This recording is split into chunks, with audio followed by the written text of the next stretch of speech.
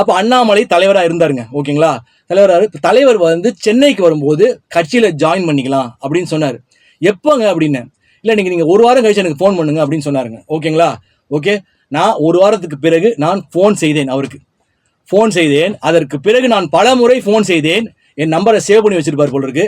என் நம்பரை எடுக்கவே இல்லை. ஓகே, நம்பரை எடுக்கவே இல்லை. இது ஒரு அனுபவமா? சரி, முடிஞ்சு போச்சு. ஓகே, அடுத்த அனுபவம் என் கூட தம்பி போல, அதாவது இப்போ எப்படி நான் தெய்வீக தந்தைன்னு நரேந்திர மோடி அவர்களை சொல்றேனோ அதை போல என் உடன் பிறந்தவங்களாம் தம்பி கிடையாது. அவர் எனக்கு சம்பந்தமே இல்லாம எங்கெந்தோ வந்த ஒருவர் என் தம்பி மாதிரி. ஓகே, என்னுடைய பெரிய வீட்டில் 3வது மாடியில் அவர் வந்து ஒரு அறையில் தங்கி இருக்கிறார். அவர் ஒரு அலுவலகத்தில் வேலை செய்கிறார். அந்த அலுவலகத்துக்கு பாஜகவின் மிக முக்கியமான புள்ளி ஓகே, அவர் வருவார்னு எனக்கு அவர் சொன்ன பிறகு எனக்கு தெரியும். நன்றாக அவரிடம் பேசுவார், நன்றாக பழகுவார் அப்படின்னு என்னுடைய ஆர்வத்தை பார்த்துட்டு நான் அவங்கள கூட்டிகிட்டு போகிறேன்னு சொல்லிட்டு அவர்கிட்ட கூட்டிகிட்டு போயிட்டாருங்க. ஓகே, அவர்கிட்ட கூட்டிகிட்டு போயிட்டாரு. அவர் அறிமுகப்படுத்தி வச்சார். ஓகே, நானும் சந்தித்தேன், அலுவலகத்தில் சந்தித்தேன். அதற்கு பிறகு அவருக்கு என்னுடைய திறமை தெரிந்திருந்தது. ஓகே, கட்சியில் ஜாயின் பண்ணிக்கிறீங்களான்னு கேட்டார். நான் ரொம்ப ஆர்வமாக இருக்கேன், மோடி மீது பைத்தியம் நான், தயவு செய்து நான் சேர்ந்து கொள்கிறேன். நான் காசு பணம் கேட்கல, போஸ்டிங் கேட்கல, சேரணும். ஏதாவது ஆன்லைனில் சேர்றது வேற, ஆக்டிவாக சேர்றது வேற. ஏன்னா பாஜக வளரணும் இது அப்படின்றது என்னுடைய மிகப்பெரிய நோக்கம். சரி, ஓகே அப்படின்னு சொல்லிட்டு அவரும் சரி சேர்ந்துக்கலான்னார்.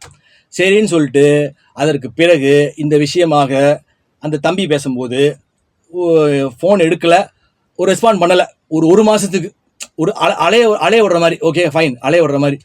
அதற்கு பிறகு இந்த தம்பி என்ன பண்ணார், நேராகவே வாங்க கூட்டிகிட்டு போகிறேன்னு சொல்லிட்டு நேராக கூட்டிகிட்டு போயிட்டார். கூட்டிகிட்டு போய் அங்கே இருந்தார். அப்போது நாங்கள் பார்க்கக்கூடிய சந்தர்ப்பம் ஏற்பட்டது.